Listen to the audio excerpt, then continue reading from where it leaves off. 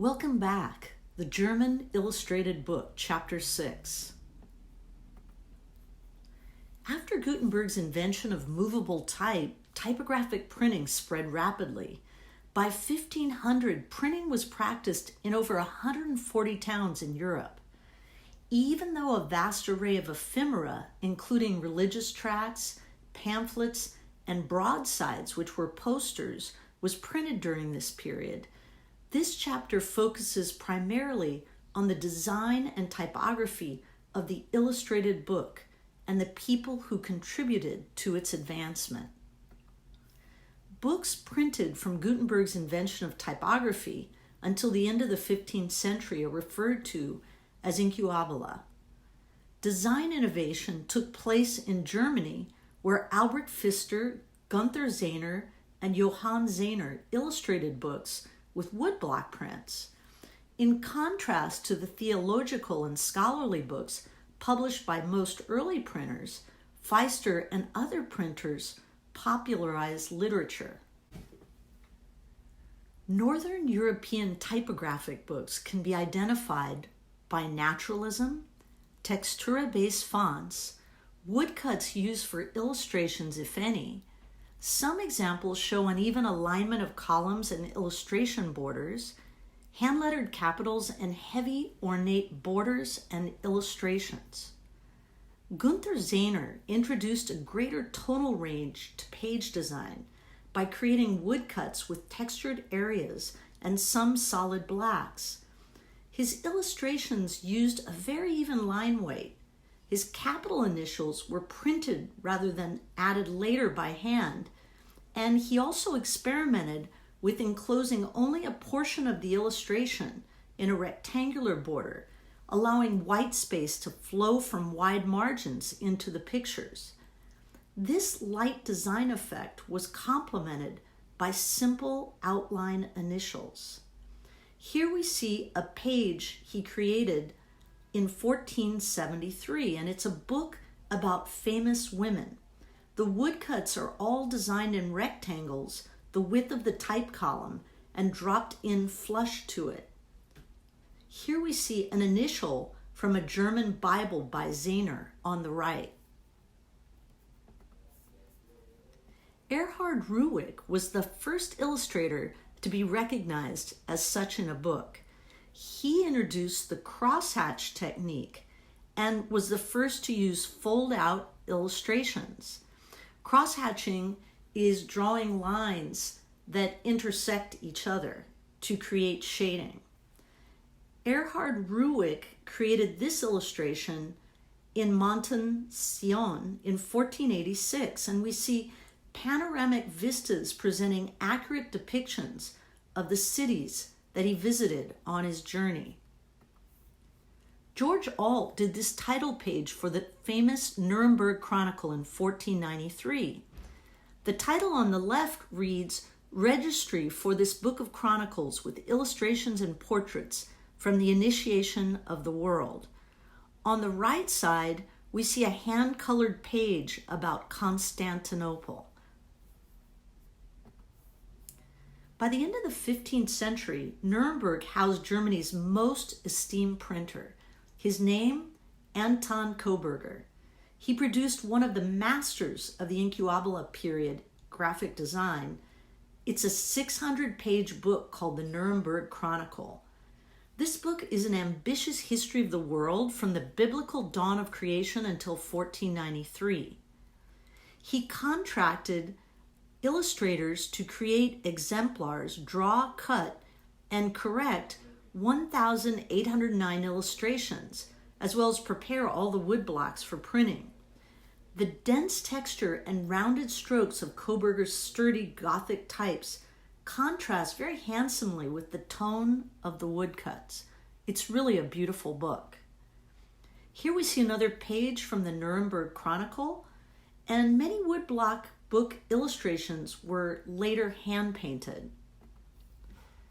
Koberger was the godfather to a very famous illustrator, Albrecht Dürer, and Dürer was apprenticed to Wohlgemuth for 4 years. Now, Dürer assisted in the layout and illustration of the Nuremberg Chronicle. Later, he published and illustrated his own remarkable books, such as The Apocalypse, which featured Kohberger's type, and 15 of Durer's incredible woodcuts. Durer achieved unprecedented emotional power and graphic expressiveness with his illustration. He spent time in Venice studying painting theory and technique, as well as humanist philosophy of the Italian Renaissance, and Durer became a major influence in the cultural exchange that saw the Renaissance spirit filter into Germany. In this piece from 1493, we see the raised hand of God in the initial illustration. Here's another famous piece by Durer from 1515. He developed his woodcut illustration from a sketch and a description that was sent from Spain after the first rhinoceros in over 1,000 years arrived in Europe. His broadsides were really popular, and at least 8 editions of the rhinoceros went out of print. He believed German artists and craftsmen lacked theoretical knowledge, and this inspired a book called A Course in the Art of Measurement with a Compass and Ruler. It was a very influential book, and it contained theoretical discussions of linear geometry and two-dimensional geometric construction. There was also a chapter explaining the application of geometry to architecture, decoration, engineering, as well as letter forms. His beautifully proportioned Roman capitals contributed significantly to the evolution of that alphabet. And here we see Albrecht Dürer's most famous piece from 1498, The Four Horsemen of the Apocalypse. Dürer's work was poised really at a historical watershed as the medieval epic evolved toward the German Renaissance. And at the same time, Dürer achieved the spiritual power of the medieval epic along with the artistic mastery of the German Renaissance. Other developments in Germany included one of the earliest examples of the Gothic type style known as Fracter, in which we see the rigid, angular, straight lines found in textura letter forms being replaced slowly by flowing, curved strokes.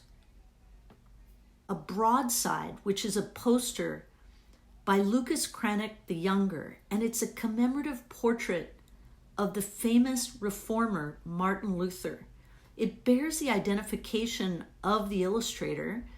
Notice in the center right, a flying snake device. That's his logotype, as well as the block cutter, a craftsman named Jorg, who is identified typographically above the date. He was a really skilled painter, as you can see by the piece that he created on the right, which is in the Hermitage Museum in Russia. It's Christ and the woman who was taken away in adultery. Now here's a piece that is featured in Discussion A. And it was made at the time that Martin Luther, the German theologian and reformer, was pushing for the Protestant Reformation. This was basically a breach with the Catholic Church. At the time, Luther was at the university in Wittenberg, so the graphics produced there at the time became very noteworthy. The broadsides or posters produced by Lucas Cranach the Elder and his sons Hans Cranach and Lucas Cranach the Younger had a wide variety of themes. And Cranach ran a printing office, bookshop, and paper mill. He even served as the mayor of Wittenberg and was a strong supporter of the Protestant Reformation.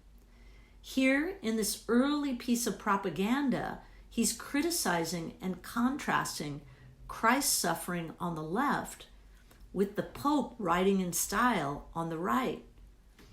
These illustrations communicated to people who couldn't read, and it was also supported with text for those that could. This was created in 1521, and it's a biting satirical contrast. The Pope on the right is traveling in style in that sedan chair, contrasted again with the suffering of Christ. Here we see a piece by Lucas Cranach the Younger, and it's about the art of wrestling. It was created in 1539, and Hans Loof, the printer, took Cranach's 87 woodcuts and used them without the usual border, enabling them to move more dynamically on the page. The centered captions above the thick rule restore balance. Now here we see an ex libri created by Johannes Knappensburg in 1450. An ex libri is something that you put into the books you own to signify to others that it's yours. And this is one of the earliest extant book plates. It bears an inscription, Hans Eigler, that the hedgehog may kiss you. Eigler, Knappensburg's nickname, is similar to the German word for hedgehog, so he's basically making a very early graphic pun. In this piece, we see an illustration from the second edition of a book created by Albrecht Pfister. It's from 1463, and Death is sitting as a king on his throne, flanked by a widower and his child on the left, and the deceased wife on the right. William Caxton learned printing in Cologne, and while living in Bruges, printed the first typographic English language book. When he returned to England, he established the first press on English soil and printed the first book in England. In France, Philippe Pigochet introduced a criblé, a technique in which the black areas of a woodblock are punched with white dots, and 3 German printers were brought to the Sorbonne to establish a press. Here we see Philippe Pigochet's criblé technique. Typography played a pivotal role in the social, economic, and religious upheavals that occurred during the 15th and 16th century. Typography radically altered education, as learning became an increasingly private rather than a communal process, and typography led people toward linear thought, logic, and scientific inquiry, and it also fostered individualism.